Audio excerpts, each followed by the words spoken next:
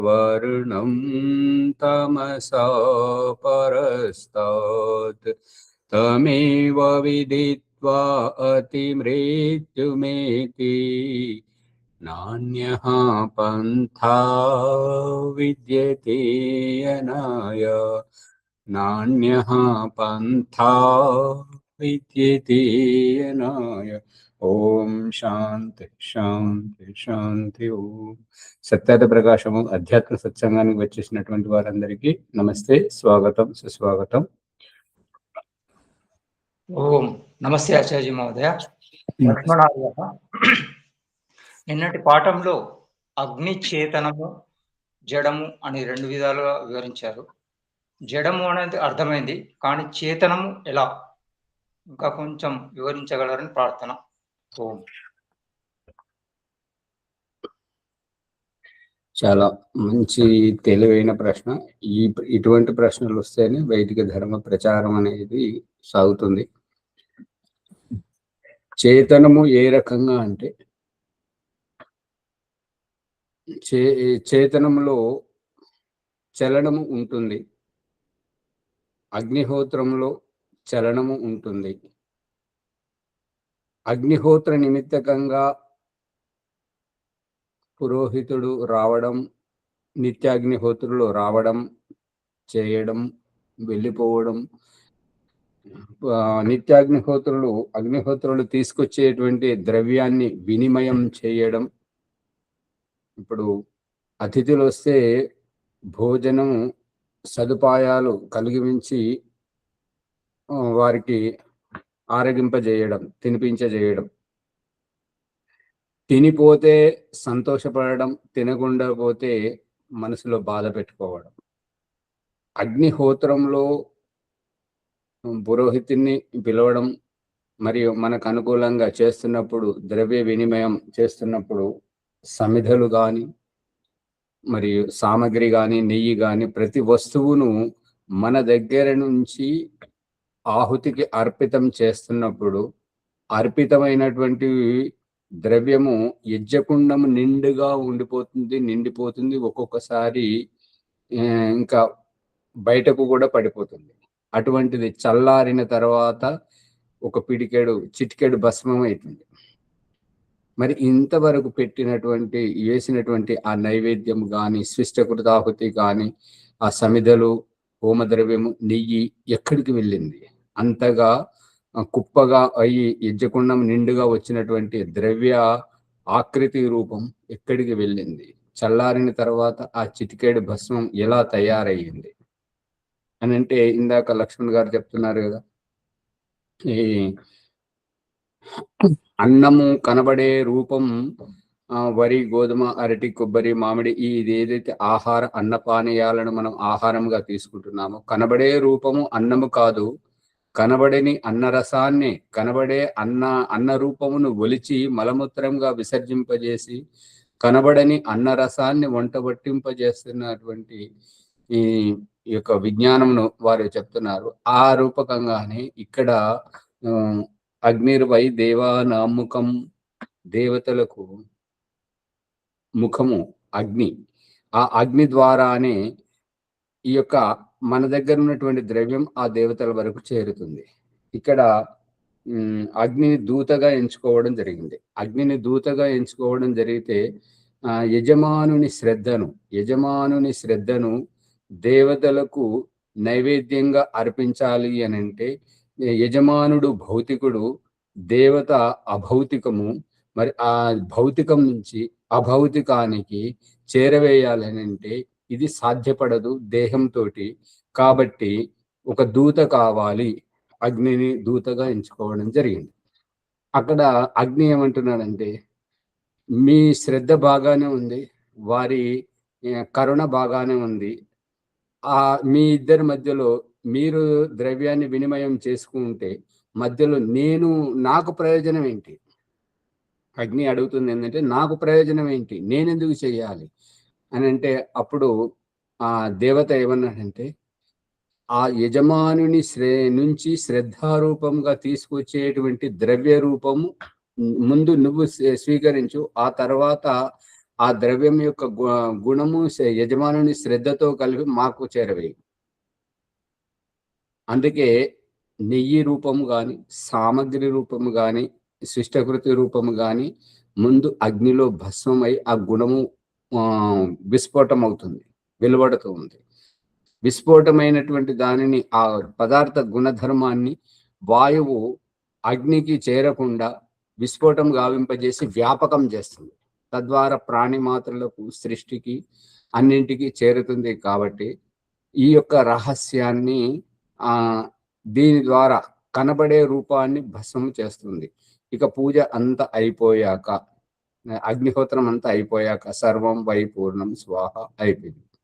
అయిపోవడం ద్వారా ఇది ప్రాతకాలీన ఉదయం పూట చేయాల్సినటువంటి అగ్నిహోత్రం. మళ్ళీ సాయంకాలం రాగానే మళ్ళీ రాత్రికాలీన అగ్నిహోత్రం సాయంకాలం సూర్యాస్తమయ సమయంలో చేయడం జరుగుతుంది. ఈ సూర్యోదయ సమయంలో ఉదయం చేసినటువంటి ఆహుతి యజమానుణ్ణి సాయంకాలం వరకు, సూర్యాస్త సమయం వరకు రక్షిస్తూ ఉంటది. సాయంకాలం సూర్యాస్త సమయంలో ఇచ్చినటువంటి ఆహుతి ఉదయము సూర్యోదయం సమయం వరకు యజమానుని అమృత ఉపస్తరణమసి, అమృత అపిధానమసి, అమృత ఉపస్తరణమసి, అమృత అపిధానమసి, ఈ రకంగా యజమానుని కాపాడుతూ ఉంటుంటది. కాబట్టి ఈ యొక్క మన దేవుడు సూర్యోదయం సూర్యాస్తమయం ఈ రెండింటితోటి దినము రాత్రులను ఎట్లయితే నడిపిస్తున్నాడో, మళ్ళీ మన ప్రాణి మాత్రలను కాళ్ళతోటి ఎట్లయితే ముందుకు నడిపిస్తూ ఉన్నాడో, ఈ అగ్నిహోత్రం అనేటువంటి కర్మ ఉదయం ఒక అడుగు, సాయంత్రం ఒక అడుగు, ఉదయం ఒక అడుగు, సాయంత్రం ఒక అడుగు, ఈ రకంగా మనకు బుద్ధి తెలిసిన నాటి నుంచి చివరి శ్వాస వదిలేటువంటి వరకు ఈ యొక్క కర్మ అనేటువంటిది నడుస్తూనే ఉంటుంటది. కర్మను మనం చేస్తున్నాం, కర్మ ముందుకు నడుస్తూనే ఉంటుంటది. మనం ఇక్కడే ఉంటాం. మనం ఇక్కడ ఎందుకు ఉంటాం? కర్మ ఎందుకు ముందుకు నడుస్తున్నది అని అంటే, మన ద్వారా చేయబడేటువంటి కార్యం, అది పాపం, పుణ్యకర్మ కానీ ఈ పాపకర్మ కానీ ఏదైనా కూడా అది సంచితం అవుతుంటది. ఆ కర్మయే మనకు దారిస్తుంటది. మనం ఎటు వెళ్ళాలనేటువంటిది మన కర్మ ఒక్కటే మనకు దారి చూపిస్తుంటది, మనల్ని తీసుకెళ్తుంటది. కాబట్టి కర్మ ముందు నడుస్తుంటది, వెనక నుంచి మనం వెనక ఎందుకు ఉంటాము అని అంటే, ముందు చేసిన దాన్ని సవరించుకుంటామేమో, లేదంటే దాన్ని చెడగొట్టుకుంటామేమో, అది మన విద్యత మీద ఆధారపడి ఉంటది. కాబట్టి ఆయుష్ అనేటువంటిది, ఆయువు ఉన్నంత వరకు, బ్రతికినంత కాలము మనం కర్మ చేసుకుంటూనే పోతూ ఉన్నప్పుడు చివరి ఈ శ్వాస వరకు చేసినటువంటి కర్మకు ఫలితమే భగవంతుడు తదుపరి పునర్జన్మ ఇవ్వాలా, లేదంటే సద్గతి జీవన్ముక్తిని ప్రసాదించాలా అనేటువంటిది మనం చేసిన కర్మ మీద ఆధారపడి ఉంటుంటది. కాబట్టి కర్మ నడుస్తుంటది, మనం ఇక్కడే ఉంటాం, కర్మ మాత్రం ముందుకు పోతుంటది. ఇక ఈ కర్మ నడుస్తలేదా అనేది తెలియాలి అని అంటే, దీనికి భిన్నంగా ఉన్నటువంటి అవైదికమైనటువంటి నడవనటువంటి ఆ పూజా పద్ధతి, మూర్తి పూజని అనుకోండి, ఇంకేదైనా అనుకోండి, దానితో పోల్చుకుంటే ఇది నడుస్తుందా లేదా అనేటువంటిది తెలుస్తుంది. ఉదాహరణకు ఇప్పుడు మనము మూర్తి పూజలోని ఏ ద్రవ్యము పెట్టినా కూడా విగ్రహాలు చెక్కడంలో తప్పులేదు, విగ్రహంలో భగవంతుని భావించుకోవడంలో తప్పులేదు, విగ్రహాన్ని కడగడము, అలంకరించడంలో ఏది తప్పులేదు. కానీ కడగడము, బొట్టు పెట్టడం, అలంకరించడంలో చూడండి, నిన్న పెట్టిన బొట్టే ఇవాళ తుడిపేస్తున్నాం, నిన్న పెట్టిన పువ్వులే వాడిపోయాయని ఇవాళ తీసేస్తున్నాం, నిన్న పెట్టినటువంటి నైవేద్యమే పాడైపోయింది, ఎండిపోయింది, చీమలు పట్టాయి, ఈ పక్షులు తిన్నాయి అని చెప్పేసి దాన్ని బయట, గుళ్ళు అయితే పక్షులు తింటాయి, కోతులు తింటాయి అని చెప్పేసి దాన్ని శుభ్రం చేయడం, ఇంట్లో అయితే ఎండిపోయిందని చెప్పేసి మనమే తీసి బయట పడేయడం, లేదంటే మంచిగా ఉంటే తినడం.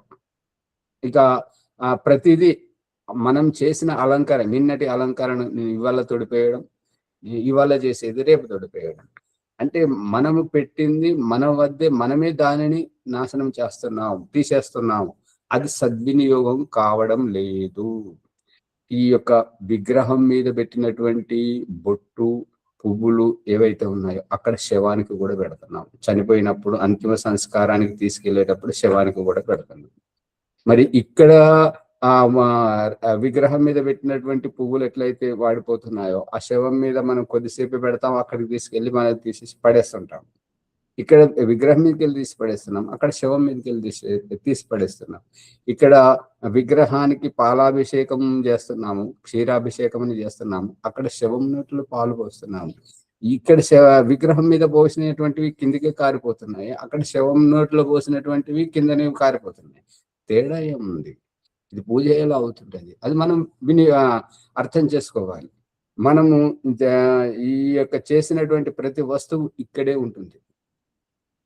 ఆపం సమర్పయిష్యామి, ధూపం సమర్పయిష్యామి, నైవేద్యం సమర్పయిష్యామి, కుంకుమార్చనం సమర్పయిష్యామి, అన్ని సమర్పితం చేస్తాం. చేయడంలో తప్పు లేదు, కానీ అది సద్వినియోగం అవుతుందా లేదా? మీరు ఎవరికైతే పెడుతున్నారో మీరు పెట్టేటువంటి అన్నం ఆ అతిథి స్వీకరించట్లేదు, తినట్లేదు. మీరు కంచంలో వడ్డిస్తున్నారు, కానీ అతను మాత్రం ముట్టుకోవట్లేదు. అతను తినట్లేదని చెప్పేసి అతని ముందు నుంచి తీసుకొని మనమే తింటూ అతనికి చూపిస్తున్నాం, ఇది బాగుంది, అది బాగుందని, ప్రసాదం బాగుందని. ఇంకా తోటి వారికి పంచుకుంటూ ఇదిగో ప్రసాదం తీసుకోండి అని చెప్పేసి మనం పంచుకుంటూ మనమే తింటున్నాం, వారికి మాత్రం ఇస్తలేదు, వారి మాత్రం స్వీకరిస్తలేదు. అది ఎలా నడుస్తుంది? ఇది ఆలోచించాలి. యజ్ఞం దగ్గరికి పిలిచినటువంటి వారు, వచ్చినటువంటి వారు, అక్కడ జరిగినటువంటి అగ్నిహోత్రం, పూజ, ద్రవ్యం, మరియు చివరికి పండితుని సత్కారం, వచ్చినటువంటి అభ్యాగతులకు యథాయోగ్యమైనటువంటి సామర్థ్యానుసారంగా అన్నదానము, లేదంటే ప్రసాదము ఏదోటి మనం చేస్తుంటే వెళ్ళేటువంటి వారు తృప్తిగా తీసుకొని స్వీకరించి వెళ్ళడం, అన్నదాత సుఖీభవ అని చెప్పేసి యజమానుని ఆశీర్వదించి వెళ్ళడం.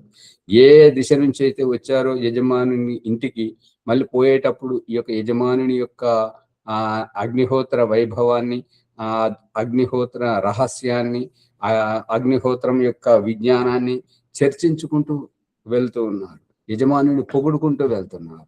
ఇక్కడ మూర్తి పూజ దగ్గర ఇక్కడ ఏదైతే ఆ యజమానుడు అలాగే ఉన్నాడు, పురోహితుడు అలాగే ఉన్నాడు, విగ్రహం అలాగే ఉంది, పెట్టినటువంటి పదార్థాలు అన్నీ అక్కడే ఉన్నాయి. దీనివల్ల ప్రయోజనం ఏంటి? ముందుకు నడవట్లేదు, ఆగిపోయి ఉంది. కాగా ఆ వస్తువులు చెడిపోతున్నాయి. ఇక్కడ అగ్నిహోత్రంలో ఇచ్చిన ఈ ఆహుతి ఇచ్చినటువంటివి ఆ అగ్ని సంయోగంలో అవి భస్మం అయిపోతున్నాయి, సువాసనను వెదజల్లుతూ ఉన్నాయి. వాయు కాలుష్యాన్ని, జల కాలుష్యాన్ని, ఇక పొల్యూషన్, దీన్ని కాలుష్యాన్ని నివారణ చేసి ప్రాణి మాత్రకు మేలు చేస్తూ ఉంది. భగవంతుడు ఈ పువ్వులను వికసింపజేసి చెప్తున్నాడు ఏంటంటే, ఆ సంధ్యోపాసన, మనసా పరిక్రమ 5వ మంత్రంలో ధ్రువ దిక్ విష్ణురధిపతి కల్మాష గ్రీవో రక్షితా వీరుధైషవ. దీని అభిప్రాయం ఏంటంటే ధ్రువముగా ఉన్నటువంటి ఈ భూమి, ఇక్కడ విష్ణు అంటే వ్యాపకమయ్యేటువంటి ఆ పరమేశ్వరుని గుణం దీనికి అధిపతిగా ఉన్నది. ధ్రువాదిక్ విష్ణు అధిపతి కల్మాష అంటే గరల విషం కక్కుతున్నటువంటి, మనకు ప్రాణిమాతలకు హాని చేస్తున్నటువంటి భూగర్భ విషవాయువులు. ఇప్పుడు మన శరీరంలో స్వేదరంధ్రాలు ఏ రకంగానైతే ఉండి చెమటను కక్కుతుంటాయో ఆ విధంగానే ఈ భూమి యొక్క అణువు నుండి ఆ యొక్క భూగర్భ విషవాయువులు బయటకు వచ్చి భూమి మీద ఉన్నటువంటి ప్రాణులకు నష్టం చేస్తాయని చెప్పేసి దాని యొక్క నివారణ ఈ యొక్క వీరుధ ఇషవ. వీరుధ అంటే ఈ యొక్క వృక్ష వనస్పతుల యొక్క సువాసనతోటి ఆ భూగర్భం నుంచి వచ్చేటువంటి ఈ విషవాయువుల యొక్క ప్రభావం ఎప్పటికప్పుడు ఈ పచ్చిక బయలు, గడ్డి పువ్వులు కానీ చెట్ల యొక్క పువ్వులతోటి ఈ సువాసనతోటి ఆ యొక్క కాలుష్యాన్ని నివారణ చేసి ప్రాణి మాత్రను భగవంతుడు రక్షిస్తున్నాడు. ఈ అగ్నిహోత్రం ఏం చేస్తున్నది? ఏదైతే మనకు శ్వాస తీసుకోవడానికి ఇబ్బంది అవుతుందో, ఈ మురుగు కంపు, ఏదైతే కరోనా లాంటి ఈ బ్యాక్టీరియా, టీబీ లాంటి అంటువ్యాధులు ఏవైతే వ్యాపిస్తూ ఉంటుంటాయో వాటన్నింటినీ ఈ యొక్క అగ్నిహోత్రం యొక్క సువాసన, మనం అగరబత్తిని ఎందుకు తీసుకొస్తాం? కాల్చడానికి కాదు కదా, దాని సువాసన. మరి అగ్ని పదార్థాన్ని నష్టం చేస్తే మరి ఆ సువాసన ఎక్కడికి వెళ్ళి వస్తుంది? మనం తాలింపు వేసినప్పుడు హింగువ వేస్తే ఎంత మంచి సువాసన వస్తుంటుంటది. ఈ యొక్క సువాసన అగ్ని ఏం చేస్తుంటది అంటే చిన్నదాన్ని పెద్దగా చేస్తుంటది, చిన్నదాన్ని పెద్దగా చేస్తుంది, విస్ఫోటం గావింపజేస్తుంటుంటది. ఆ అగ్ని ఇప్పుడు మనం ఎట్లయితే నడుస్తూ పోతుంటామో అగ్ని కూడా పదార్థం యొక్క పరమాణువులో ఇట్లా చొచ్చుకుంటూ పోయినప్పుడు అగ్నిని మండించేది వాయువు. ఆ వాయువు ఏం చేస్తుంటదంటే పదార్థ గుణాన్ని అగ్నికి అందనివ్వకుండా వెళ్ళగొడతాయి. ఇప్పుడు ఏ రకంగా అయితే తండ్రి కోపం మీద పిల్లలను కొట్టడానికి వస్తే తల్లి ఏం చేస్తుంటదంటే తన చింగుల చాటును కాపాడుతూ చెయ్యి అడ్డం పెడుతూ తను సహిస్తూ పిల్లల్ని ఎట్లయితే కాపాడుతుందో ఈ వాయువు పదార్థ గుణమును అగ్నికి అందనివ్వకుండా విస్ఫోటం గావిస్తుంటది, బయటకు వెళ్ళగొడుతుంటుంటది. కాబట్టి బయట మనం పీల్చుకునేటువంటి వారికి అందరికీ ఈ సువాసన అనేది వస్తుంది. అందుకని అగ్నిహోత్రం మేలు చేస్తూ ప్రాణి మాత్రలను కాపాడుతూ తల్లి ఇల్లు తుడుస్తూ ఉన్నప్పుడు చిన్నపిల్లలు కూడా తన దగ్గర ఉన్నటువంటి చిన్నది దస్తి ఆ కర్చీప్ తోటి ఆ తుడుస్తూ ఉంటే తల్లి ఎట్లయితే మురిసిపోతుంటుందో భగవంతుని యొక్క సృష్టి వ్యవస్థను రక్షిస్తూ ఉంటే ప్రాణులకు మేలు చేస్తూ ఉంటే భగవంతుడు ఈ అగ్నిహోత్రం చేసినటువంటి వారికి అత్యంత ప్రియమైనటువంటి వాడు. భగవంతుడే ఈ యొక్క అగ్నిహోత్రం చేయమని చెప్పాడు. కాబట్టి ఇది మనుషుల ఆట కాదు. కాబట్టి మనుషుల జీవితాలను ఎవరైతే బుద్ధిపూర్వకంగా ఈ యొక్క అగ్నిహోత్రాన్ని చేస్తుంటారో వారి జీవితాన్ని సవరించి సంస్కరించి తరింపజేసేటువంటిది అగ్నిహోత్రం. ఇక్కడ మనము భోజనం తినడానికి ఏ వస్తువులు అయితే పెట్టుకుంటున్నామో మనం ఒక్కొక్క ముద్ద ఎట్లయితే తింటున్నామో ముద్ద అన్నం తినేటప్పుడు నోరును బయటకెళ్ళి తెరిచి లోపలికి ఇస్తున్నప్పుడు బయటకెళ్ళి తెరిస్తే నోరు పెద్దగా ఉంటుంటది, నమిలి దాన్ని చిన్నగా గొంతులోంచి కిందికి దిగమింగినట్టుగా ఈ యొక్క అగ్నిహోత్రం యొక్క యజ్ఞకుండం యొక్క ముఖము లోపలికెళ్ళే బయటకు తెరుచుకోవడం వల్ల మనం వేసినటువంటిది విస్ఫోటం అవ్వడం దాన్ని ఈ యొక్క సృష్టి వ్యవస్థకు కాపాడడానికి, నీటిని కాపాడడానికి మరియు ప్రకృతిని కాపాడడానికి, ప్రాణి మాత్రలను కాపాడడానికి సంరక్షణ గురించి ఈ యొక్క అగ్నిహోత్రం అత్యంత ఉపకృతము చేస్తూ ముందుకు వెళుతూ ఉంది. ఇది ఉదయం ఒకటి, సాయంత్రం ఒకటి. మనం ఒక్కొక్క అడుగు ఎట్లయితే వేసుకుంటూ పోతున్నామో ఈ అగ్నిహోత్రం కూడా ఉదయం అగ్నిహోత్రం, సాయంత్రం అగ్నిహోత్రం, ఉదయం అగ్నిహోత్రం, సాయంత్రం అగ్నిహోత్రం. ఈ రకంగా ఇది జరిగిపోయింది. కానీ ఆ పూజ దగ్గర మనం పెట్టింది అక్కడే, విగ్రహం అక్కడే ఉంటుంది, పదార్థాలు అక్కడే ఉంటున్నాయి, యజమానుడు అక్కడే ఉంటున్నాడు. కాగా ఇంకా ఆ పదార్థాలు చెడిపోయి ఆ పూజ చేసినటువంటి పురోహితునికి కానీ ఆ యజమానునికి కానీ హాని చేస్తున్నాయి. ఎందుకంటే పువ్వులు ఆ విగ్రహం కడిగిన నీళ్ళల్లో మురిగినప్పుడు బురద తయారవుతుంది, దాంట్లో దోమలు తయారవుతుంటాయి. ఆ దోమలు కుట్టినప్పుడు మలేరియా, హిస్టీరియా లాంటి విషజ్వరాలు వస్తుంటాయి, అంటువ్యాధులు వస్తుంటాయి, కరోనా లాంటి ఈ యొక్క అంటువ్యాధులు రావడం, టీబీ లాంటిది, ఇటువంటి రోగాలు వచ్చి వారికి హాని చేస్తున్నాయి. అందుకని అది అక్కడ స్తంభింపజేసి ఉన్నదానిని పెకిలించడం ఏంటంటే ప్రాణి మాత్రలకు రోగాలు తీసుకొచ్చి ప్రకృతి పొల్యూషన్. ఇప్పుడు వినాయక చవితి వస్తే నీళ్లు ఎన్ని దూషితమవుతుంటాయి. ఆ యొక్క వాటి అలంకరణ చెట్లన్నీ తీసుకెళ్లి ఆ మొక్కలని తీసుకెళ్లి హుస్సేన్ సాగర్, హైదరాబాద్ లో అయితే హుస్సేన్ సాగర్ లో, లేదంటే ఊరూరా తమకు అందుబాటులో ఉన్నటువంటి చెరువులలో, కుంటలలో వేయడం వల్ల పొల్యూషన్ ఎట్లా అవుతుంటది. ఇది ఆ పొల్యూషన్ తోటి ఆ దూషితమైనటువంటి కాలుష్యం చేయడం వల్ల ఉన్నటువంటి సంక్షేమాన్ని పెకలించేటువంటిది ఈ అగ్నిహోత్రము. ఉన్నటువంటి ఈ యొక్క ప్రకృతిని, ప్రాణి మాత్రాలను కాపాడేటువంటిది. ఇంతే తేడా. ఇది తెలుసుకుంటే అర్థమవుతుంది. ధన్యవాదాలు ఆచార్య మహోదయ. ఇంకొక చిన్న సందేహం ఆచార్య గారు. మన సంస్కార విధిలో ఋషి దయానంద గారు బ్రాహ్మణ, క్షత్రియ, వైశ్యుల ఇంటి నుండి అగ్నిని తీసుకొని రమ్మని అన్నారు. కానీ అక్కడ శూద్రుని అనే ఇంటి నుండి తీసుకొని రావాలి అని ఈ పదం వాడలేదు. మరి దీని అంతరార్థం, రహస్యం ఏమి వివరించగలరు?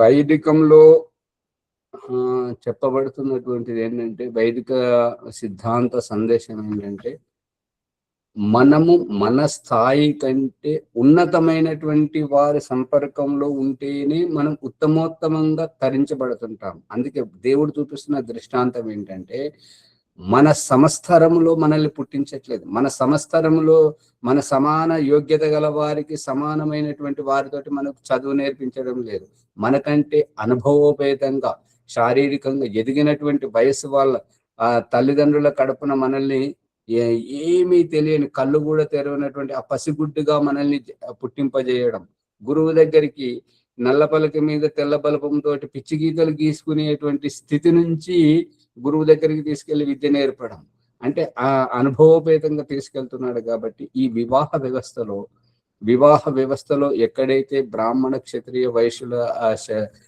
వ్యాఖ్యానం ఉన్నది, అక్కడ చెప్తున్నది ఏంటంటే మనకంటే ఉత్తమోత్తమైనటువంటి వారితోటి వైవాహిక సంబంధం మనం ఏర్పరచుకున్నట్టయితే మనకు పుట్టబోయేటువంటి సంతానం ఇంకా ఉత్తమోత్తమంగా ఉంటుంటే మన వంశం తరించిపోతుంది అనేటువంటిది ఉద్దేశం. ఇప్పుడు బ్రాహ్మణుడు ఉత్తముడు కాబట్టి వారిలో ఉత్తమోత్తమైనటువంటి వారిని వారు వివాహం చేసుకోవడం ఉచితం. క్షత్రియులైనటువంటి వాళ్ళను తరింపజేసుకోవడానికి ఈ యొక్క బ్రాహ్మణులతోటి సంబంధం. ఇక వైశ్యులు అనేటువంటి వారు వాళ్ళలో వాళ్ళు చూసుకున్న తర్వాత ఉత్తమోత్తమైనటువంటి వారితోటి తమను తరింపజేసుకోవాలంటే క్షత్రియులతో వివాహం కానీ బ్రాహ్మణులతో వివాహం కానీ వైశ్యులు చేసుకోవడానికి సరవుతుంటాయి. ఇక శూద్రులు అనేటువంటి వాళ్ళు, శూద్రులు అంటే పేదరికంలో పుట్టడం శూద్రత్వం కాదు.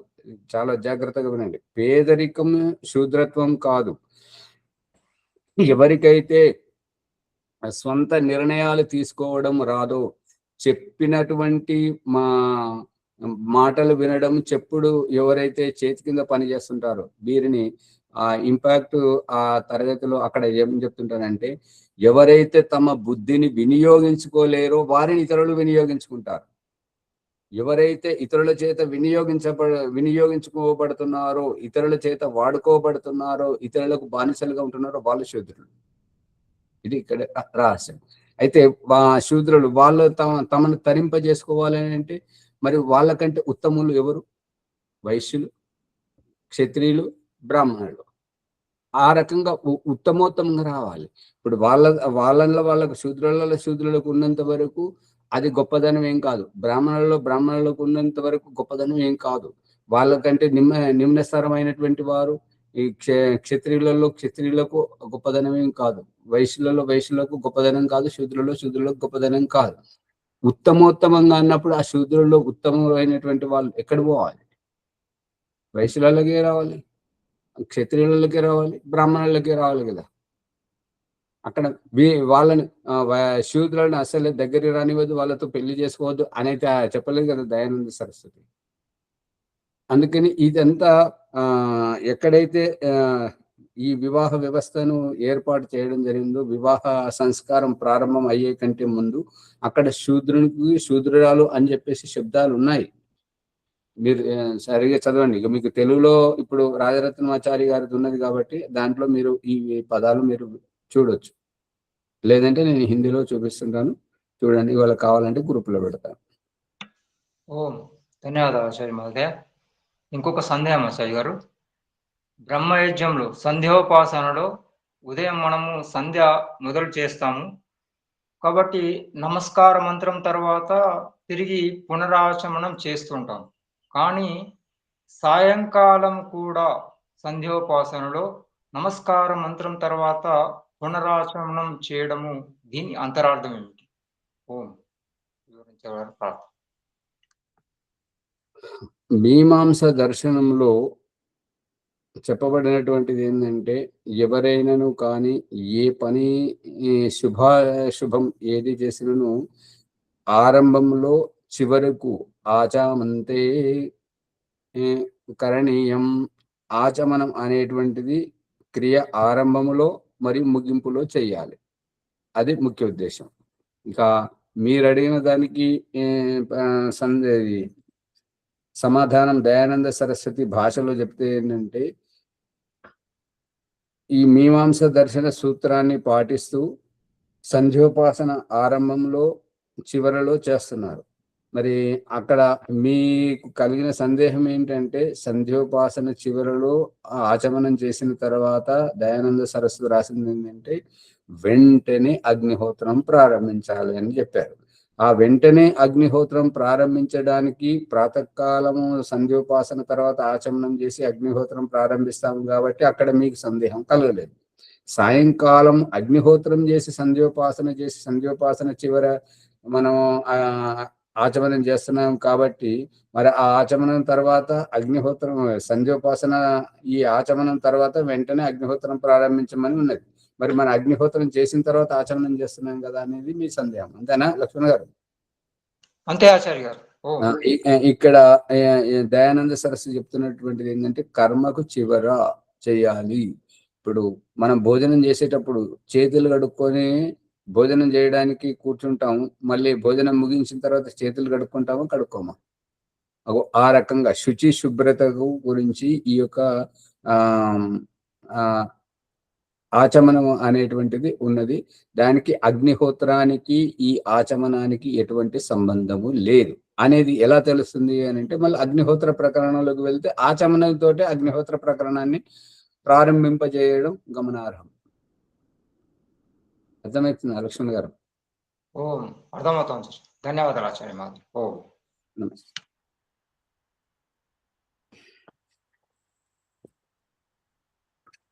ఇప్పుడు మన ప్రకరణంలోకి వెళితే సత్యార్థ ప్రకాశము ఏకాదశ సముల్లాసము 270వ పుటలో ఉన్నాము.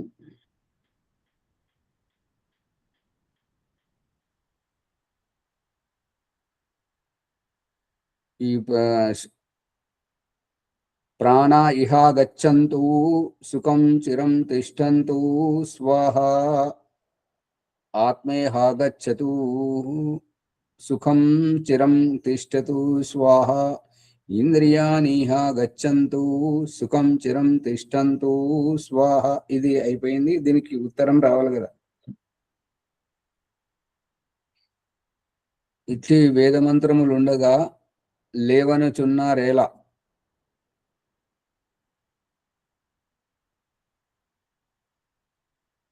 ఇటువంటి వేద మంత్రాలు ఉన్నాయి కదా, ఇవి లేవని ఎలా అంటున్నారని చెప్పేసి దయానంద సరస్వతిని అతను ప్రశ్నిస్తే దానికి దయానంద సరస్వతి సమాధానం చెప్తున్నాడు. ఏంటంటే, నాయన బుద్ధిని కొంచెమైనా ఎలా ఉపయోగించవు? ఇవి అన్నీ కపోల కల్పితములు, ఇవి వేద మంత్రములు కావు. వామ మార్గులు వేద విరుద్ధముగా వ్రాసిన తంత్ర గ్రంథములలోని పోపులు వ్రాసిన వాక్యములు. ప్రశ్న: తంత్ర గ్రంథములన్నీ అబద్ధములా? ఉత్తరము: అవును, సర్వథా అబద్ధములు. ఆవాహనము, ప్రాణ ప్రతిష్ఠ, మూర్తి పూజ, విసర్జనము మున్నగు విషయములకు సంబంధించిన మంత్రములు వేదమున లేనట్లు స్నానం సమర్పయామి అను ఇట్టి మంత్రములను లేవు. పాషాణాది. ఇప్పుడు ఈ తంత్ర గ్రంథములు ఏవైతే మనుషులు వారు రాసి ఋషుల పేరు పెట్టి సమాజంలో భ్రాంతిని వ్యాపకం చేస్తున్నారు కాబట్టి ఈ తంత్ర గ్రంథములన్నీ అబద్ధములు. ఆవాహనం అంటే పిలవడం కానీ, ఆ పిలిచినటువంటి దాంట్లో విగ్రహములు అంటే పిలవడం అంటే ఆ దేవతలను దేవతను ఆహ్వానించడము, ప్రాణప్రతిష్ఠ చేయడము, మూర్తి పూజ చేయడము, చివరికి విసర్జనం చేయడం. వినాయక చవితి లాంటి వినాయక విగ్రహాలను విసర్జనం చేయడం వంటి విషయములకు సంబంధించిన మంత్రములు వేదములో లేవు. అంతేగాక స్నానము సమర్పయిష్యామి అను ఇటువంటి మంత్రాలు లేవు. పాషాణము వంటి మూర్తి రచయిత్వ మందిరేషు సంస్థాప్య అర్చయేత్. రాతితో మూర్తిని చేసి మందిరమున ఉంచి గంధాదులతో పూజింపవలయును. పాషాణము వంటి అంటే పాషాణం అంటే రాయి, ఆది అంటే ఇంకా అది మట్టితోటి సిమెంట్ తోటి కర్రతోటి ఇంకేవైతే చేస్తుంటారో ఆ రకంగా మూర్తులను రచించి మందిరేషు సంస్థాప్య మందిరములలో పెట్టి గంధము వంటి వాటితో అర్చయేతు అంటే పూజించాలి అని. రాతితో మూర్తిని చేసి మందిరమును పెట్టి గంధము వంటి పదార్థములతో పూజింపవలెను అను ఒక్క వాక్యము అయినా ఎక్కడ వేదములందు కనపడదు. అంటే ఇవన్నీ కల్పితములు, ప్రజలను నమ్మించడానికి వీరు కుక్షింబరులు, అంటే ఉదర పోషణ నిమిత్తము ఇవన్నీ చేసి సమాజాన్ని తప్పుదోవ పట్టిస్తున్నారు అనేది అభిప్రాయం. ప్రశ్న: వేదములందు విధానము లేకున్నను ఖండనం కూడా లేదు కదా? ఎక్కడైనా ఖండనం ఉన్నను ప్రాప్తవు సత్యాం నిషేధ మూర్తి పూజ ప్రాప్తించినప్పుడే కదా ఖండనం నిషేధింపబడుట. అంటే ప్రశ్నకర్త ఏమంటున్నాడంటే వేదముల అందు విధానం మూర్తి పూజ విధానం లేదు కాబట్టి ఖండనం కూడా లేదు కదా. ఎక్కడైనా ఖండనం ఉన్నను ప్రాప్త సత్యం నిషేధ, ప్రాప్తం ఉన్నప్పుడే కదా నిషేధం ఉండేటిది. మూర్తి పూజ ప్రాప్తించినప్పుడే కదా ఖండనము. నిషేధించబడుట ఎప్పుడు నిషేధింపబడుతుంది అంటే విధానం ఉన్నప్పుడే నిషేధింపబడుతుంటది. మరి ఆ నిషేధింపబడినటువంటిది ప్రమాణం చూపెట్టండి అనేటువంటిది అభిప్రాయం. దానికి సమాధానం చెప్తున్నాడు దయానంద సరస్వతి. విధి మాత్రం లేదు కానీ పరమేశ్వరుని స్థానమున అతనికి బదులుగా మరి ఒక వ్యక్తి పూజనీయుడు కాదను విధానం ఉన్నది. మూర్తి సర్వథా నిషేధింపబడి ఉన్నది. అపూర్వ విధి ఉండదా? చూడు, అంటే ఏంటంటే ఇప్పుడు చాణక్యుడు అతని పేరు విష్ణుగుప్తుడు. వాళ్ళ తల్లిదండ్రులు పెట్టిన పేరు విష్ణుగుప్తుడు. అతనికి చాణక్యుడు అనే పేరుగా అతని యొక్క వ్యవహారంతో వచ్చింది కాబట్టి చంద్రగుప్తుడు అక్కడ చిన్నపిల్లలుగా ఉన్నప్పుడు వాళ్ళు ఆడుకుంటున్నారు అన్నట్టుగా. రాజు ఏ రకంగా చేస్తున్నాడు, రాజుకు శాసనం ఏ రకంగా చేయాలని చెప్పేసి ఆ ఆట ఆడుకున్నప్పుడు ఒక తప్పు చేసినటువంటి అతన్ని ఈ చంద్రగుప్తుడు శిక్షించే విధానము చాణక్యునికి అంటే విష్ణుగుప్తునికి నచ్చుతుంది అనమాట. తద్వారా నా ఉద్దేశాన్ని పూర్తి చేయడానికి ఈ బాలకుడు సరైనటువంటి వాడు. ఎందుకు అంటే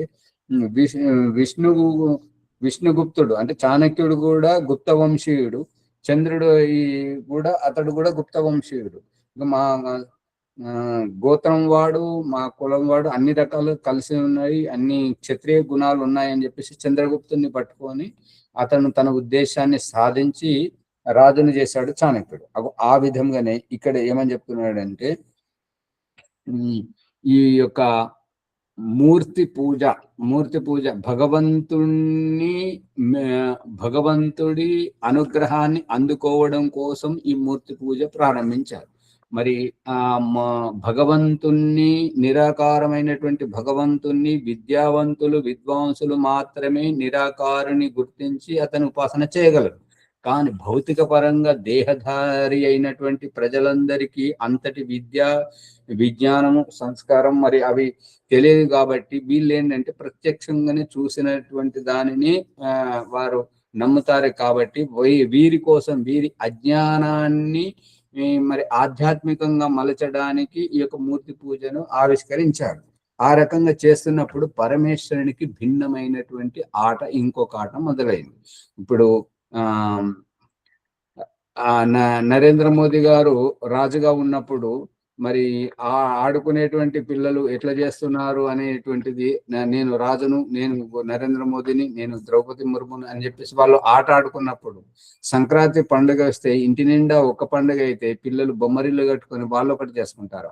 ఆ రకంగా భిన్నమైనటువంటిది, దేవుడికి భిన్నమైనటువంటి వ్యవహారం ఈ రకంగా కల్పించుకుంటారు. కాబట్టి అటువంటి కల్పితములు జరగకూడదు అని చెప్పేసి వేదములో ప్రమాణం ఉన్నదని చెప్పేసి దయానంద సరస్వతి ఈ విధంగా చెప్తున్నాడు. ఇప్పుడు దానికి ప్రమాణంలో చెప్తున్నాడు చూడండి.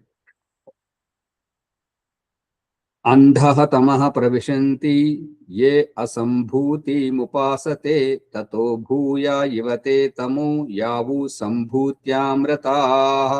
యజుర్వేదం 40వ అధ్యాయము 9వ మంత్రం. అంధః, అంధః అంటే గుడ్డిగా, వెనక ముందు ఆలోచించకుండా. తమః, తమః అంటే అవిద్య. ప్రవిశంతి, ప్రవిశంతి అంటే గుడ్డిగా నమ్మేటువంటి వారే ఏదైనా తొందరగా ఆవహించి ఉంటారు, గ్రహిస్తుంటారు. గుడ్డిగా పోయేటువంటి వారే. అసంభూతి ముపాసతే. అసంభూతి అంటే, సంభూతి అంటే విద్యమానమై ఉండేటువంటిది, అసంభూతి అంటే విద్యమానమై లేనటువంటి దానిని ఉపాసతే, ఉపాసిస్తూ ఉంటారు. తతో భూయ యువతే తము యావు సంభూత్యామృతాః.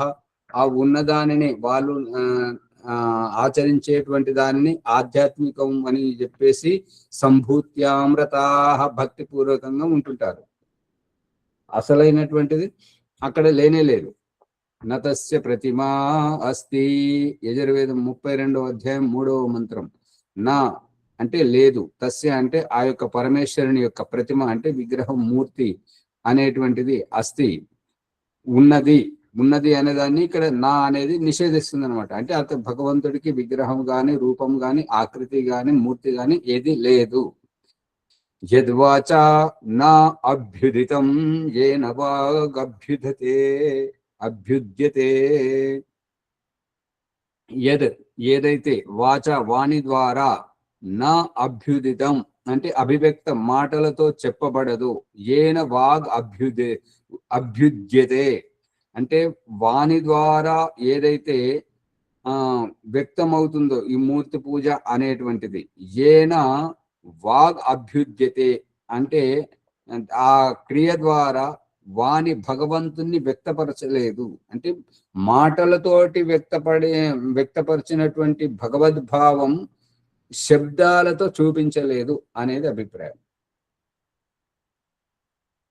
దానికి ఇంకా కింద చెప్తుంటాడు. తదేవ బ్రహ్మం, తదేవ బ్రహ్మత్వం విద్ధి. ఆ యొక్క వ్యక్తపరచనటువంటి వాణి వ్యక్తపరచలేనటువంటి తత్వమే బ్రహ్మగా విద్ధి, ఎరుగుము. నా ఇదం యదిదం ఉపాసతే. అంతేగాని నువ్వు ఏదైతే విగ్రహాన్ని పెట్టుకొని నువ్వు ఉపాసన చేస్తున్నావో అది కాదు. యన్ మనసా న మమతే ఏన ఆహూర్ మనోమతం. యన్ దేనినైతే మనసు ద్వారా, నా మమతే మననం చేయనగదో. మననం చేయనగడం అంటే ఏంటంటే దేనినైతే మనస్సు పట్టుకోలేదో, మనస్సు ద్వారా మననము చేయనగదో. ఏన ఆహు మనోమతం. ఇక దేని ద్వారానైతే, ఏన అంటే దేని ద్వారానైతే ఆహు చెప్పబడిందో, మనోమతం ఇది మనస్సు యొక్క అభిప్రాయము. అంటే వాస్తవికంగా ఉన్నటువంటి దానికి భిన్నంగా మనస్సు వ్యక్తపరుస్తుంటుంటది కాబట్టి మనసుకు నచ్చింది మతం, అభిప్రాయం. తదేవ బ్రహ్మ త్వం విద్ధి నేదం యదిదం ఉపాసతే. ఇక ఏమని చెప్తున్నానంటే, దేనినైతే మనసు పట్టుకోలేదో, దేనినైతే మనసు పట్టుకోలేదో, ఏదైతే మనసు పట్టుకొని ఇగో ఇది ఇలాగా అని చెప్తుందో, మనసుకు నచ్చేటువంటిది, మనసుకు పట్టుబడనటువంటిది, అంటే మనసుకు పట్టుబడనటువంటి దాన్ని మనసు పట్టుకోలేదు, మనస్సు నిర్ధారించిన దాన్ని మతముగా అభివర్ణించడం జరుగుతుంది. ఈ మనసు అభివర్ణించిన దాన్ని పక్కన పెట్టేసి మనసుకు పట్టుబడనటువంటి తదేవ బ్రహ్మ తం విద్ధి, ఆ రకంగా మనసుకు పట్టుబడినటువంటి, మనసు పట్టుకోలేనటువంటి ఆ తత్వాన్ని నువ్వు తెలుసుకో. నేదం ఉపాసతే. మనస్సు ఇదిగో నా అభిప్రాయం అని చెప్పేసి ఒక అభిమతాన్ని చూపిస్తుందో దానిని నువ్వు ఉపాసించడం సరైంది కాదు. యశ్చక్షుషా నా పశ్యతి ఏన చక్షుంషి పశ్యంతి. యత్ దేనినైతే చక్షు అంటే నేత్రము ద్వారా, నా పశ్యతి అంటే ఏదైతే చక్షువు ద్వారా చూడబడదో, ఏన చక్షుంషి పశ్యంతి, దేని ద్వారానైతే కళ్ళు చూడగలుగుతాయో. ఇదివరకు ఓం ప్రకాష్ ఈ కనుబొమ్మల పైనుంచి ఈ తలను తీసేసి ఈ కండ్ల వెనకాల కండ్ల నుంచి నరాలు మా యొక్క పీయూష గ్రంథి పిట్యూటరీ గ్లాండ్ లో ఉండి అక్కడ ఆ ఆత్మ ఉండి నియంత్రిస్తున్నటువంటిది చూసేటువంటిది చిత్రం చూపెట్టాడు కదా, ఆ రహస్యాన్ని చెప్తున్నమాట. ఏమని చెప్తున్నంటే యత్ చక్షుష నా పశ్యతి, ఏదైతే చక్షువు ద్వారా చూడబడదో, ఏన చక్షుంషి పశ్యంతి, దేని ద్వారానైతే కళ్ళు చూస్తాయో, తదేవ బ్రహ్మ తం విద్ధి, అటువంటి తత్వమే బ్రహ్మ, దానిని నువ్వు తెలుసుకో. నేదం యద్ ఇదం ఉపాసతే, ఈ చక్షువులు చూపించిన దానిని నువ్వు ఉపాసించడం సరైనటువంటిది కాదు. యత్ శ్రోత్రేణ నా శృణోతి, చెవులు ఎవరినైతే వినలేవో, చెవులు శ్రోత్రేంద్రియములు కరణేంద్రియములు ఎవరినైతే వినలేమో, ఏన శ్రోత్రం ఇదం శృతం, ఏదైతే శబ్దము ద్వారా ఇదిగో అని చెప్పేసి శబ్దము మనకు చూపిస్తుందో, ఆ శబ్దము చూపించేటువంటిది ఆ పరమాత్మ కాదు. ఆ శబ్దం శ్రోత్ర ఇంద్రియం పట్టుకోలేనటువంటి ఆ తత్వమే. తదేవ బ్రహ్మ త్వం విద్ధి, ఆ యొక్క బ్రహ్మతత్వాన్ని నువ్వు తెలుసుకో. నేదం యదిదం ఉపాసతే, ఈ యొక్క శ్రోత్రములు ఒక శబ్దం ద్వారా ఇగో ఇదంట, ఈ యొక్క శబ్దం ద్వారా ఇగో నమ శివాయ అనేది, మరియు నమో భగవతే వాసుదేవాయ అనే ఈ శబ్దాలు ఏదైతే మనకు భ్రమింపజేస్తున్నాయో, ఆ శబ్దాల ద్వారా వినబడినటువంటి ఆధ్యాత్మికను నువ్వు ఉపాసించడం సరైనది కాదు. యత్ ప్రాణేన నా ప్రాణితి, ఏన ప్రాణ ప్రణీయతే, యత్ ప్రాణేన నా ప్రాణితి, ప్రాణములు ఈ శ్వాస ప్రశ్వాసల ద్వారా పట్టుకోబడదు, ఈ శ్వాస ప్రశ్వాసలకు అందనటువంటి ఆధ్యాత్మికం. ఏన ప్రాణ ప్రణీయతే, దేని ద్వారానైతే ఈ శ్వాస ప్రశ్వాసలు ఆడుతుంటుంటాయో, తదేవ బ్రహ్మ త్వం విద్ధి, అటువంటి ఆ బ్రహ్మను నీవు తెలుసుకో. నేదం యద్ ఇదం ఉపాసతే, అంతేగాని ఈ శ్వాస ప్రశ్వాసలు తోటే ప్రాణం ఉన్నదని చెప్పేసి, ఆత్మ ఉన్నదని చెప్పేసి ఆ శ్వాస ప్రశ్వాసలనే నీవు ఉపాసించకూడదు అనేది అభిప్రాయం. ఇవన్నీ కేనోపనిషత్తులో ఉన్నాయి. ఆ రహస్యాన్ని చెప్పారు. అసంభూతి అనుత్పన్న, అసంభూతి అంటే అనుత్పన్న, ఉత్పన్నము కానటువంటి, అనాది అంటే ఆది ఆరంభము లేనటువంటి ప్రకృతి రూప కారణ పదార్థమును బ్రహ్మస్థానమున ఉపాసించువాడు అంధకారము, అజ్ఞానము, దుఃఖము అనేడి సాగరమున మునుగును. సమయం చాలా అంటే ఈ యొక్క పేర. మరియు సంభూతి, సంభూతి అంటే కారణము వలన శరీరములను బ్రహ్మస్థానమున ఉపాసించు వారు అంధకారము కంటే అధికమగు అంధకారమున అనగా చిరకాలము మూర్ఖులై దుఃఖరూప నరకమును బడి మహాక్లేశముల అనుభవింతురు. ముందుకు తీసుకెళ్ళండి.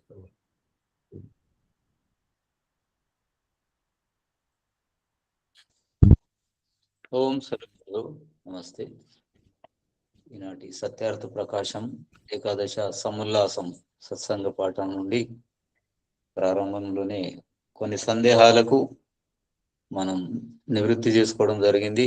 అందులో ముఖ్యమైనది యజ్ఞం చేయడం జడ పూజనమా చేతన పూజనమా అనే సందేహ నివృత్తి అత్యంత లోతైన సమాధానంతో ఎన్నో కొత్త విషయాలు నేర్చుకోవడం జరిగింది.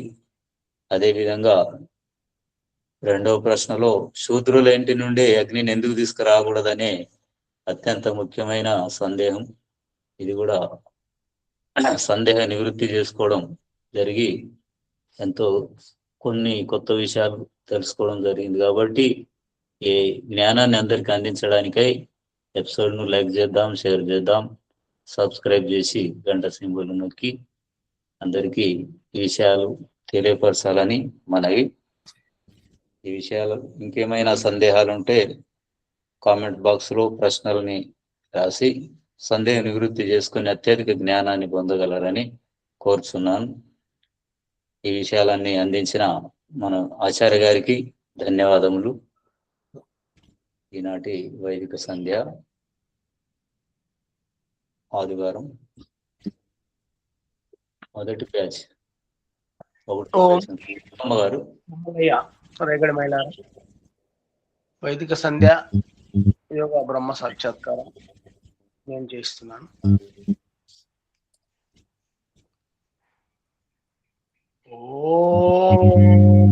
ఓపస్తరణమసి స్వాహ.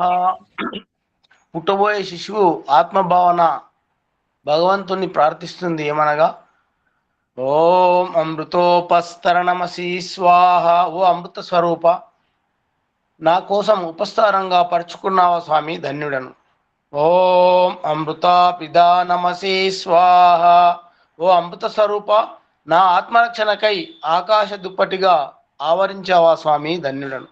ఓం సత్యం యశశ్రీర్మై శ్రీ శ్రేతాం స్వాహ. ఓ పరమేశ్వర, సత్యం, యశస్సు, ధనైశ్వర్యాలు మరియు బుద్ధి నన్ను ఆశ్రయించి నాలో ఉండునుగాక. గర్భంలో ఊపిరితో పాటు శిశువు యొక్క ఆకలి దప్పికలు అమ్మ చూసుకునేలా చేశావు స్వామి. ఇప్పుడు గర్భం నుండి బయటకు వచ్చాక అమ్మతో కలిపిన హేగుబంధాన్ని సైతం తెంచనైనందున శిశువు అభ్యర్థన ఆచమన మంత్రం. ఓం షన్నో దేవి రవిష్టయ ఆపో భవంతు పీతయే శన్యోరవిశ్రవంతు నః. ఓ దివ్య స్వరూప, ఇష్టపూర్వకంగా సేవ్య జల శ్రవణను నాకు అందుబాటులో శ్రవింపజేయును స్వామి. ఈశ్వర వాచ తదాస్తు. అదిగో అమ్మ దగ్గరికి వెళ్ళి కమ్మని స్తన్యపానం చేయు. జీవాత్మ, ఓ తల్లి తండ్రి మరియు ఆత్మీయుల సాన్నిధ్యం స్వామి. ఈశ్వర వాచ తదాస్తు. స్వర్గ సుఖాన్ని ఏవగించి అసంతృప్తితో పోతున్నావు. ఆ జరమరణ అసంతృప్తిగా ఉండలేవు కాబట్టి ఈ ఇంద్రియాల కాలక్షేపం నీకు ఊరట కల్పించునుగాక. అత ఇంద్రియ స్పర్శం. ఈ అతీంద్రియ ధ్యానం అంటే ఏదైనా పని మీద కోరిక కలగజేయటం, ఆ పని చేసిన తర్వాత సంతృప్తి చెందటం. ఓం వాక్ వాక్ చెప్పాలి, మాట్లాడే వరకు, చెప్పే వరకు, చెప్పిన తర్వాత శాంతత. అలాగే ఏదైనా పదార్థం చూడగానే తినాలి తినాలి అనే కోరిక, సంతృప్తి చెందటం. భక్ష అవివేక బుద్ధితో హానికర పదార్థ సేవన అనారోగ్యం, దుఃఖం. సంతృప్తి దశ మరియు వివేక బుద్ధి పూర్వక మార్గం సంతృప్తికర జీవితం. ఓం ప్రాణ ప్రాణ. పీల్చుకున్న శ్వాసను వదలడం, వదలని మళ్ళీ పీల్చాలనే అసంతృప్తి, పీల్చుకున్న తర్వాత సంతృప్తి చెందడం. ప్రాణ అపాన వ్యాన సమాన ఉదాన నాగ కూర్మ దేవదత్త కృకంకల ధనంజయ ఈ దశ ప్రాణముల ద్వారా జీవం పోసుకొని జీవాత్మ అనబడుతుంది. అంటే దేహంలో ఇవే ప్రాణముల ద్వారా జీవాత్మ సక్రియంగా ఉంటుంది. ఓం చక్షు చక్షు.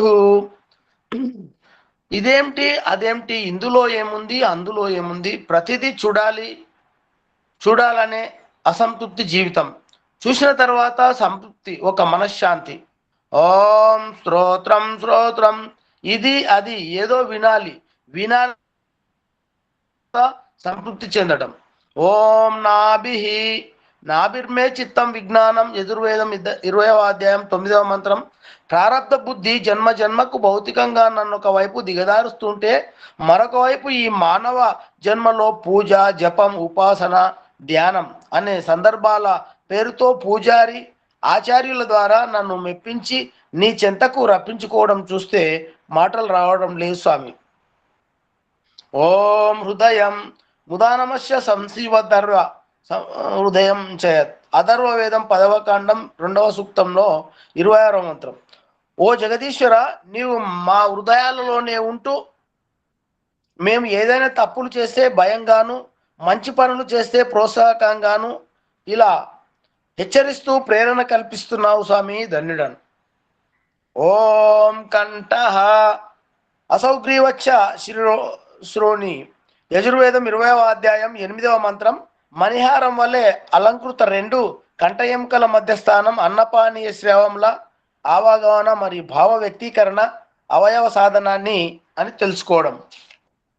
ఓం శిరః మస్తిష్కాత్ ఊర్ధ్వమానో అధిశీర్షతః. అథర్వ కాండం 10వ మండలం 2వ సూక్తంలో 26వ మంత్రం. మస్తిష్కానికంటే పైకి అక్కడికి ప్రాణవాయువును ప్రేరేపిస్తూ ఎక్కించు. అంటే ప్రారబ్ధాన్ని తెలుసుకొని ప్రారబ్ధ బుద్ధి కొరకు ప్రయత్నం చేయడం. శిరోదేవకోశ సముద్భిత తత్పనో అభివరక్షతి శిరో అన్న మధో మనః. అథర్వ వేదం 10వ కాండం 2వ సూక్తం 27వ మంత్రంలో అంటే శిరస్సు దేవ నిలయం, ప్రాణంతో రక్షిస్తుంది. ఆ స్ఫూర్తే మనస్సు యొక్క జీవితం. ఓం బాహుభ్యాం యశోబలం. బాహుమే బలమింద్రియం. యజుర్వేదం 20వ అధ్యాయం 7వ మంత్రం అంటే బాహుభుజములు బలవర్తకంగా ఉండుగాక. ఓం కరతల కరపృష్ఠే మోద ప్రమోద అంగుళీ రంగాన్ని మాత్రమే సహా. యజుర్వేదం 20వ అధ్యాయం 6వ మంత్రం హస్తమే కర్మవీర్యం. యజుర్వేదం 20వ అధ్యాయం 7వ మంత్రం. ఈ మంత్రాల యొక్క అర్థం నా చేతుల్లోనే నా కర్మల పురుషార్థం సైతమై ఉందని తెలుసుకోవడం. అందుకే అందరితో స్నేహపూర్వకంగా ఉంటూ ఉపకారం చేయటం.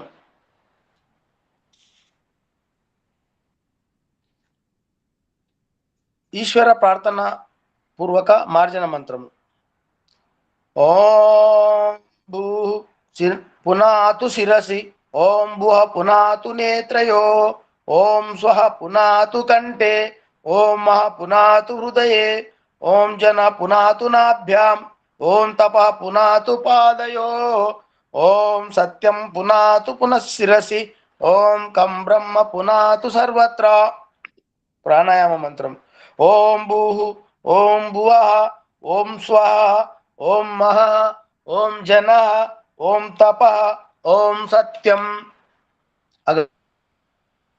ఓం తంచ సత్యంచ విదాత తపసోద్యజాయత తతో రాత్ర్యాజాయత తతః సముద్రో అర్ణవః. ఓం సముద్రాదర్ణవ అజాయత అహోరాత్రాని విదద దిశ్యస్య మిషతో వసి. ఓం సూర్యాచంద్రమసౌ ధాత యథా పూర్వమకల్పయత్ దివంచ పృథివించ అంతరిక్షమతో స్వాహ. ఆచమన మంత్రం. ఓం శన్నో దేవీరభిష్టయ ఆపో భవంతు పీతయే శన్యో రవిస్రవంతు నః. అత మనసా పరిక్రమ మంత్రం. ఓం ప్రాచీదిదగ్నిరధిపతిరసితో రక్షితాదిత్యా ఇషవః. తేభ్యో నమో అధిపతిభ్యో నమో రక్షతృభ్యో నమ ఇషుభ్యో నమ ఏభ్యో అస్తు. యోస్మాన్ దేష్టియం వయం దిస్మస్తంభోజం వేదద్మః. దక్షిణాది ఇంద్రోధిపతిరక్షిరాజీ రక్షితా పితర ఇషవః. తేభ్యో నమో అధిపతిభ్యో నమ రక్షితృభ్యో నమ ఇషుభ్యో నమ ఏభ్యో అస్తు. యోస్మాన్ దేష్టియం వయం దిస్మస్తంభోజం వేదద్మః. ఓం ప్రచేదిగ్వరుణోధిపతి పృథాకు రక్షితాన్నమిషవః. తేభ్యో నమోధిపతిభ్యో నమో రక్షతృభ్యో నమ ఇషుభ్యో నమ ఏభ్యో అస్తు. యోస్మాన్ దేష్టియం వయం దిస్మస్తంభోజం వేదద్మః. ఓం ఉదీచీ దిక్సోమోధిపతి స్వజో రక్షితా శనిరిషవః. తేభ్యో నమోధిపతిభ్యో నమో రక్షతృభ్యో నమ ఇషుభ్యో నమ ఏభ్యో అస్తు. యోస్మాన్ దేష్టియం వయం దిస్మస్తంభోజం వేదద్మః. అదేవిధంగా భూమి దిక్కు క్రింది దిక్కు భగవంతుడు ఉండి రక్షిస్తున్నట్టుగా. ఓం ధ్రువాదిక్ విష్ణురధిపతి కల్మాశగ్రీవో రక్షితా వీరుదైషవః. తేభ్యో నమోధిపతిభ్యో నమ రక్షతృభ్యో నమ ఇషుభ్యో అస్తు. యోస్మాన్ దేష్టియం వయం దిస్మస్తంభోజం వేదద్మః. ఆకాశం దిక్కు. ఓం ఊర్ధ్వాదిక్ బృహస్పతిరధిపతి స్విత్రో రక్షితా వర్షమిషవః. తేభ్యో నమో అధిపతిభ్యో నమో రక్షతృభ్యో నమ ఇషుభ్యో నమ ఏభ్యో అస్తు. యస్మాన్ దేష్టియం వయం దిస్మస్తంభోజం వేదద్మా. అన్ని దిక్కులు భగవంతుడి రక్షిస్తున్నట్ల ఆయనను స్మరించుకుంటూ ఉపస్థాన మంత్రములు. జాతవేదసేసు నమామ సోమమరాతీయతో నిదాతి వేద సనః పరిషతది దుర్గాని విశ్వానావేవ సింధుం దురితత్యగ్ని చిత్రం దేవానాముదగాదనీకం చక్షుర్మిత్రస్య వర్ణశ్చాగ్నే ఆప్రద్యావా పృథివీ అంతరిక్షగం సూర్యాత్మా జగతస్సస్వ ఉదిత్యం జాతవేదసం దేవం వందికేతవా దృశ్యే విశ్వాయ సూర్యం ఉద్భయం తమసస్పరిశ్య పశ్యంత ఉత్తరం దేవం దేవత్రా సూర్యమగన్మ జ్యోతిరుత్తమం. ఈ విధంగా రెండవ ప్రకరణ పూర్తి చేసుకున్నారు. ప్రాయశ్చిత మంత్రంతో తక్షుర్దేవహితం పురస్తాచుక్రముచ్చరత్ పశ్యేమ శరదాశతం జీవేమ శరదాశతం శృణయామ శరదాశతం ప్రబ్రవామ శరదాశతం అధీనాశ్యామ శరదాశతం భూయచ్చ శరదాశతాత్. ఓం శన్నో దేవీరభిష్టయ ఆపో భవంతు పీతయే శన్యోరవిశ్రవంతు నః. గురు గాయత్రి మంత్రం.